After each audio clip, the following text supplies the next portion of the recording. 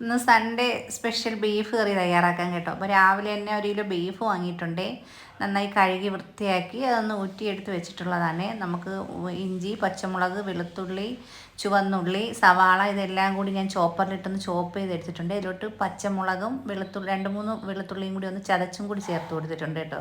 അപ്പോൾ നന്നായിട്ട് കൈ കൊണ്ടൊന്ന് വിരവി കുക്കറിൽ വേവിക്കാനായിട്ട് വെച്ച് 2-3 ഫിസിൽ കേട്ടതിന് ശേഷം കുക്കർ തുറന്നു ഒന്നും കൂടി ഒന്ന് തിളപ്പിച്ചെടുക്കും കേട്ടോ. അപ്പോൾ നമ്മൾ രാവിലെ ഉരട്ടി ഉണ്ടാക്കി കേട്ടോ. അപ്പോൾ ഉരട്ടിയും ബീഫും നല്ലൊരു കോമ്പിനേഷനല്ലേ. അപ്പോൾ ഞാൻ ഉരട്ടിയൊക്കെ ചുട്ടെടുത്തിട്ടുണ്ട്. അപ്പോൾ ഞാൻ ഒരു കട്ടൻ ചായ ഇടാമെന്ന് വിചാരിച്ചേ. നമ്മൾ രാവിലെ ബ്രേക്ക്ഫാസ്റ്റ് കഴിക്കുമ്പോൾ ഒരു ചൂട് ചായയും കൂടെ കുടിക്കാമെന്ന് വിചാരിച്ച് കട്ടൻ ചായ ഇട്ടെടുത്തിട്ടുണ്ട്. കട്ടൻ ചായയൊക്കെ ഇട്ട് അരിച്ചങ്ങ് എടുത്തിട്ടുണ്ട്. അപ്പോൾ രാവിലെ ഉരട്ടിയും ബീഫ് കറിയൊക്കെ ആയിട്ട് കഴിക്കാമെന്ന് വിചാരിച്ചു കേട്ടോ. അപ്പോൾ ഇന്നത്തെ സൺഡേ സ്പെഷ്യൽ ഉരട്ടിയും ബീഫ് കറിയുമാണ്.